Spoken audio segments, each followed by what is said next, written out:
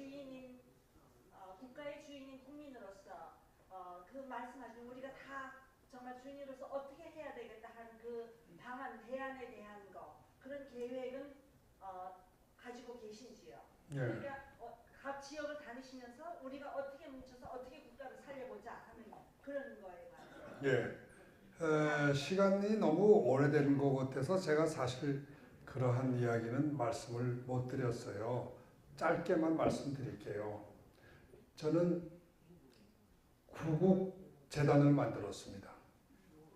이것은 우선 구국을 위해서는 새로운 언론이 필요하다고 저는 봅니다. 언론 매체를 우리가 새로 만들어야 돼요. 거기에 필요한 돈을 저희가 모아야 됩니다. 그래서 저는 구국재단을 만들어서 우선 태극기 애국 집회에 나오신 여러분들의 의견을 그대로 반영해 줄 수 있는 또 저들의 언론의 맹점을 그대로 보여줄 수 있는 그러한 공정하고 또한 세계의 진행되고 있는 국제적인 뉴스들도 공정하게 전해줄 수 있는 그러한 새로운 언론을 우리가 만들어야 된다고 우선 제1 사업으로 생각합니다. 자, 다음 질문. 좋습니다. 오늘 좋은 강연 감사드립니다. 저는 이승만 기념사협회 교육부장 현영관 목사입니다.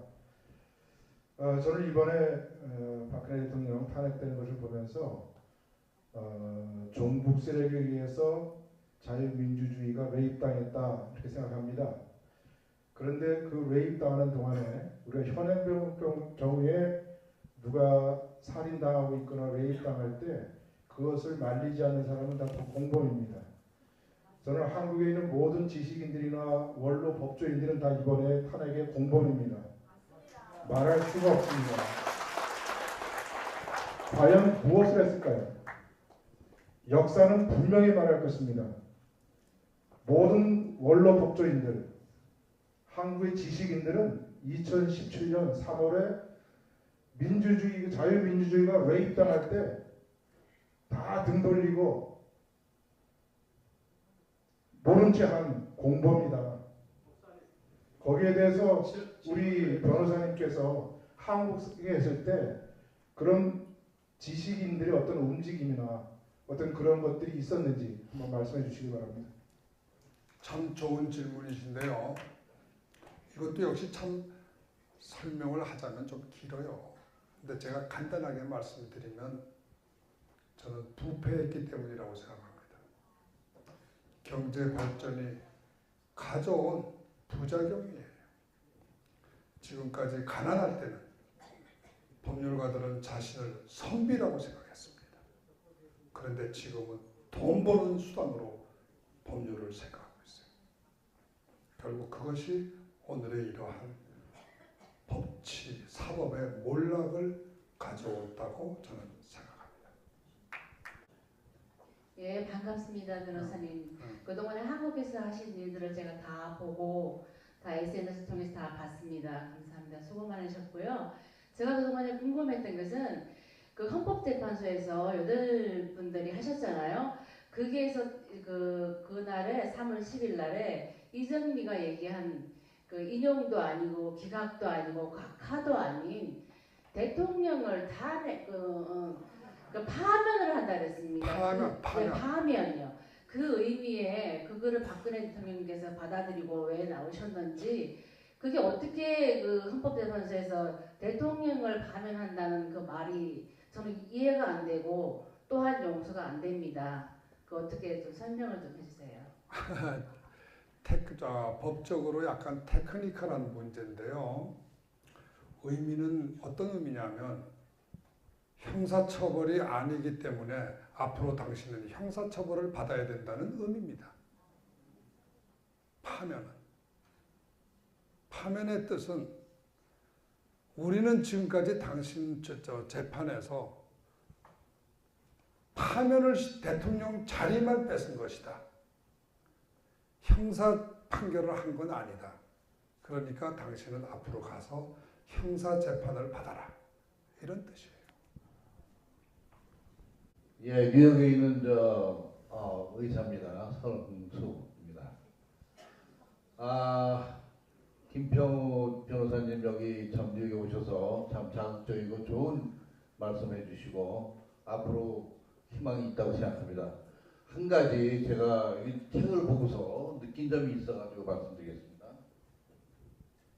이 책을 보게 되면은 페이지가 166페이지에 국회의원 234명은 헌법에도 없는 대통령 불신임을 의견하여 박 대통령을 청와대에 입회시켰다 했는데 한국에 있는 법이 대통령 불신임을 할 수가 없게 되어 있는 것입니까?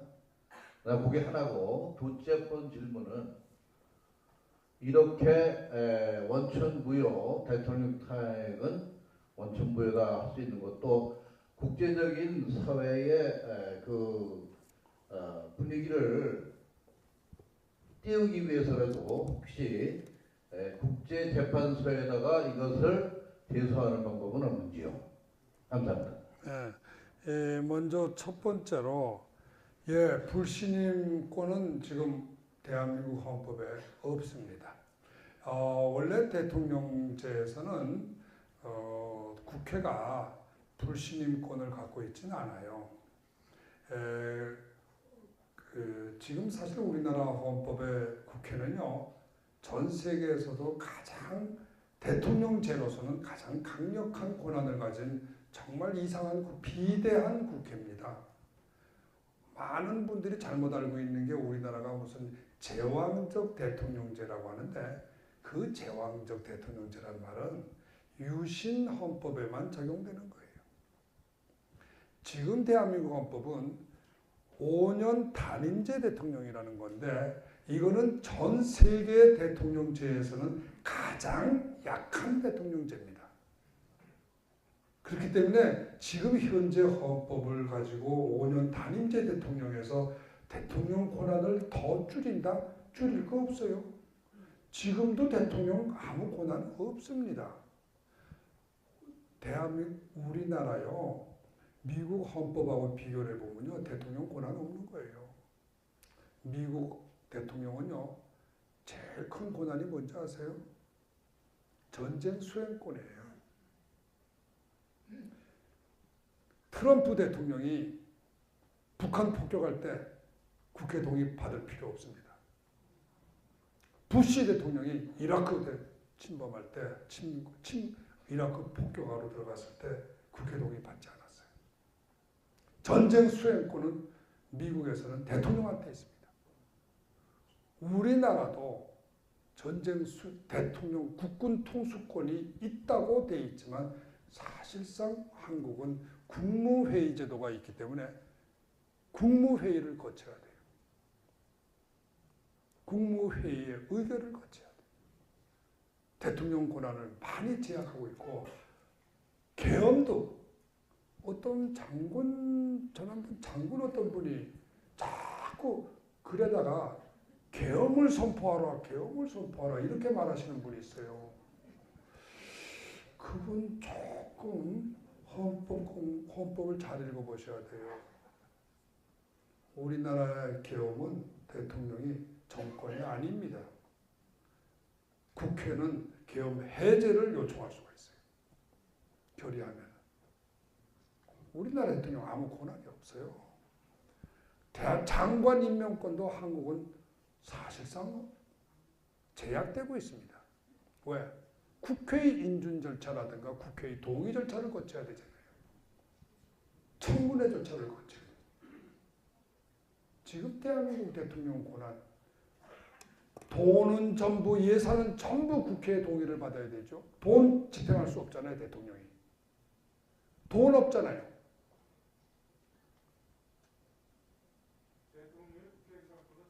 없습니다. 대통령은 아무 권한이 없어요. 이번 판결대로 하면요, 지금 우리나라 대통령은 이번 대선에서 제가 왜 의미가 없다고 그랬냐, 시간이 있으면 좀 더 좀 설명을 자세히 해드리고 싶었는데 대통령이 지금 국회의 동의가 없으면은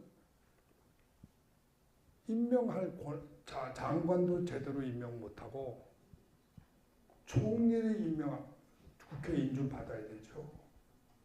청문회 다 거쳐야 되죠. 출석 요구권이라는 게 있어요. 출석 요구권이라는 게 뭐냐면 미국에 없는 거예요. 국회가 아무 때고 장관 총리를 부를 수가 있어요. 이번에 황교안 권한대행을 어떻게 야당에서 완전히 길을 죽여버렸냐 하면은 총리라고 부르는 거예요. 총리라고. 권한대행을 인정 안 하는 거예요. 황교안 총리 국회에 나오셔. 법을 그렇게 해석하는 거예요.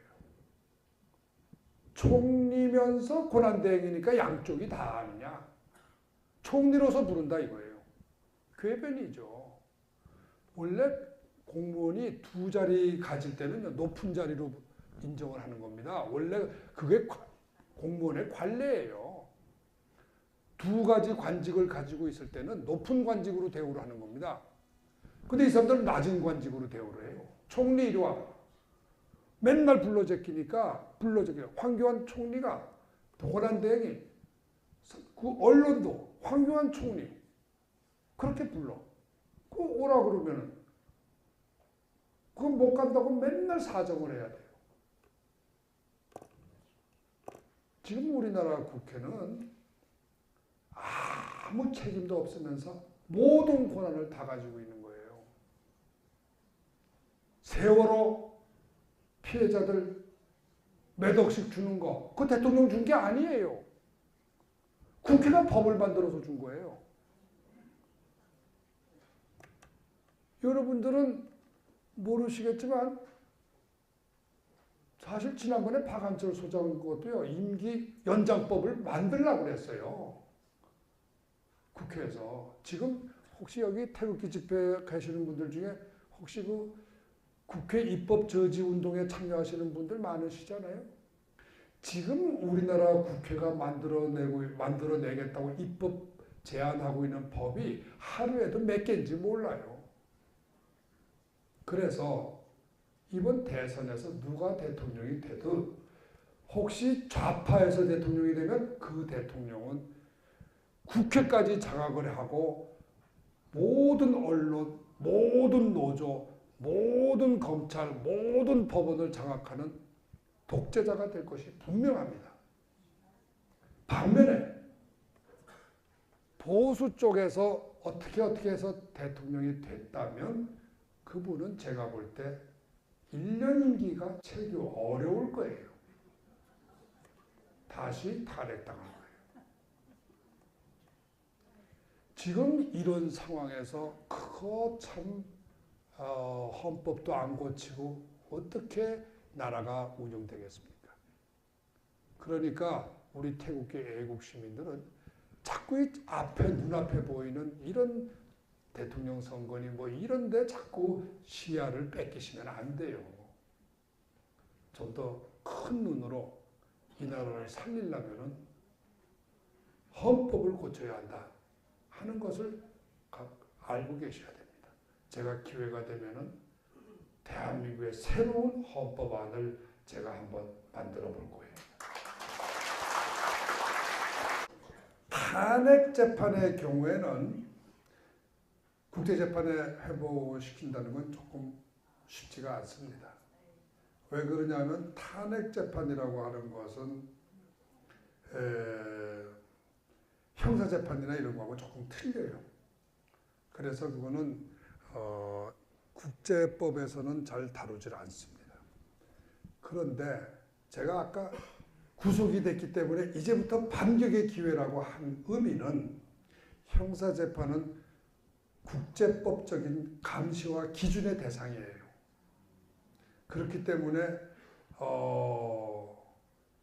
앞으로 국제 인권 단체라든가 또는 국제 변호사 단체 같은 데서 형사 재판이 제대로 진행되나 안 되나, 공정하게 진행되고 있나 안 되나를 감시할 수 있고 조사위원회를 파견할 수 있는 길이 있습니다. 그래서 형사재판은, 헌법재판은 단심재판, 80일 만에 끝난 단심재판이지만 상소할 수도 없잖아요. 그러니까 마음 놓고 어거지 재판을 하는 거예요. 다른 나라는 그렇게 안 해요. 다른 나라는 헌법재판이 고등법원 레벨입니다. 그래서 한 번 더 상소할 수 있는 기회가 있어요. 우리나라는 그것도 안 돼 있는 거예요. 그런데 형사재판은 1심, 2심, 3심까지 갈 수 있어요. 그리고 국제적인 감시의 대상이에요. 그렇기 때문에 이제부터 박근혜 대통령은 법정투쟁을 얼마든지 전개할 수 있고, 그러한 법정투쟁을 국제사회에서 감시할 수 있도록 우리 태극기 애국집회 시민들이 서명운동도 벌리고, 또 그것을 감시할 수 있는 특히 미국의 변호사 단체들이 나서면 굉장히 강력한 견제가 됩니다. 그래서 이거를 앞으로 미국의 우리 애국 동포들께서 이 운동을 앞으로 추진하게 되면 적극 동참하세요.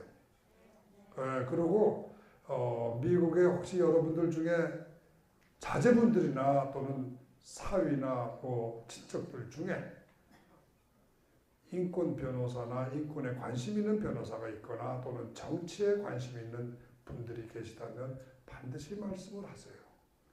관심을 가지라고, 참여하라고.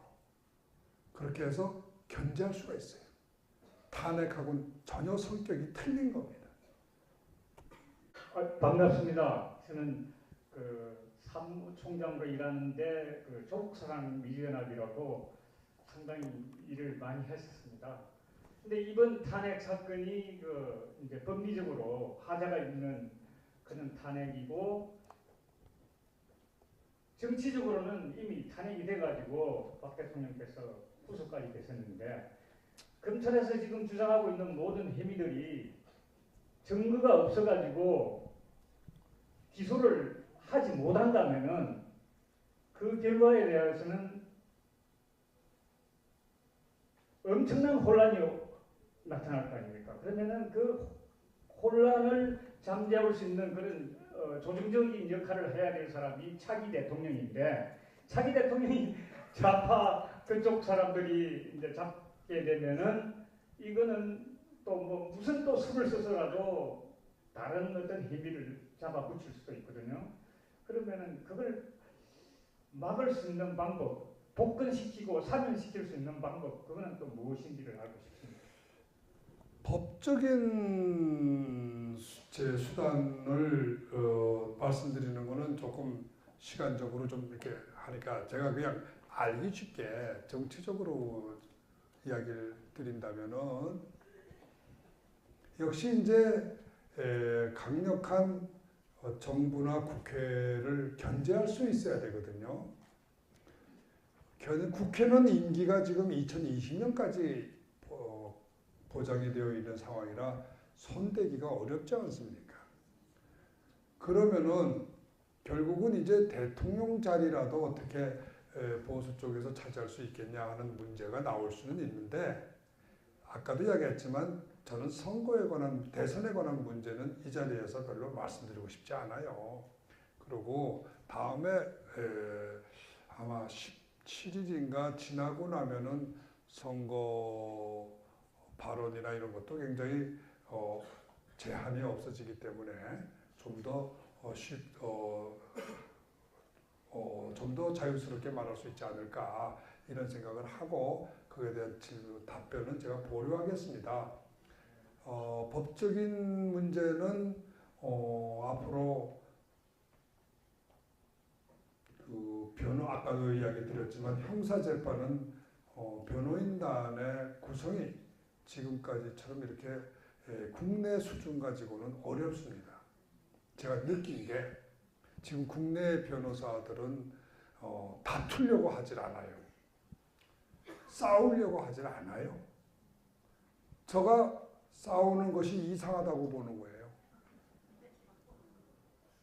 여러분 김기춘 씨나 조윤선 장관이나 이런 분들 혹시 아세요? 다 구속됐죠? 그분 변호사들 제가 도와드리겠다 그러면 다 사양합니다. 그분들이 억울하다고 말하는 거 봤어요? 신문에 보도되는 거 보셨어요? 억울하다고 소리 지르는 사람은 최순실이밖에 없습니다. 다른 사람들은요, 언론에 말이 날까봐 극도로 피하고 있어요. 변호사분들도 잘못했다고 말하라고 권유하는 시기예요. 싸우면은 불리하다. 봤지? 김평우 싸우니까 어떻게 되는 거 봤지? 이게 지금 한국의 언론이고 70, 80% 국민들의 수준입니다. 그래서 외국 변호사들의 힘이 없으면 효율적인 법정 투쟁은 쉽지 않을 거로 저는 생각합니다. 이걸 하셨으니까 거기서 어떤 들으신 말씀이 찾으시면은 좀 궁금해서 말씀드립니다. 세월호 사건은 원래 처음부터가 법적으로는 성립되지 않는 범죄예요. 그런 범죄란 건 세상에 없어요. 그 세월호 시간 7시간을 뭐 했느냐고 묻는 거는요. 살인죄를 전제로 했을 때 성립되는 거예요. 만일에 박근혜 대통령이 300명을 죽인 거라면 그 범행 시간에 당신은 어디 있느냐고 알리바이를 대라는 거예요. 1시간 단위로 대라 그랬다가 마지막에서는 또 진짜 재판에 가서는 판사가 10분 단위로 대라 그랬습니다. 2년 8개월 전의 일을 10분 단위로 자기가 어디 있었는지 될 수 있는 사람이 있습니까? 이야기가 안 되는 만행이에요. 만행. 제가 말했어요. 국회의원 너희들은 어디 있었느냐 그러면. 왜 한 사람한테만 물어보느냐. 너네들은 어디 있었는지 다 써내야 될 거 아니냐. 문재인 씨는 어디 있었느냐. 다 써야 될 거 아니냐. 왜 한 사람이 여자에게만 물어봐. 그래서 제가 그 점에 대해서는 참 지나쳐도 법률 문제가 아니라 이거는 만행이에요. 만행. 이거는 중동 같은 나라에서나 있을 수 있는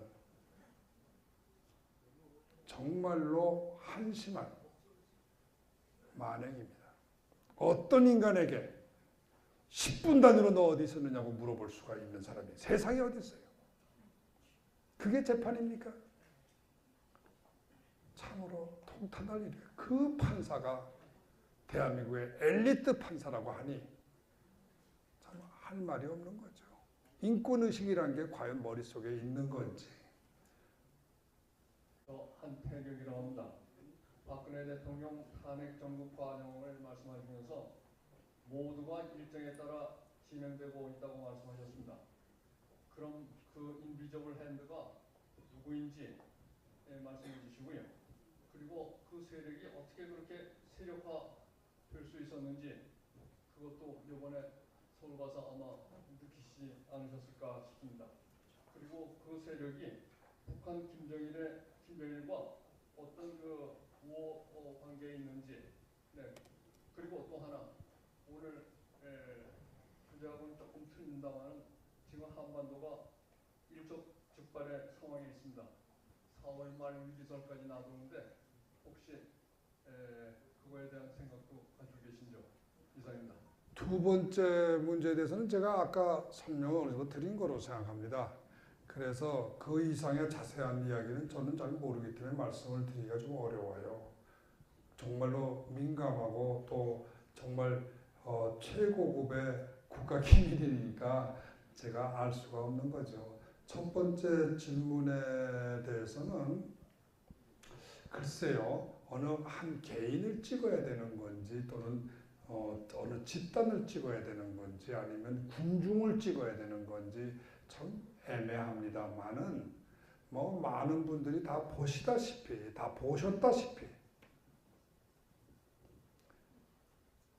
한 사람의 힘으로 된 건 아니죠.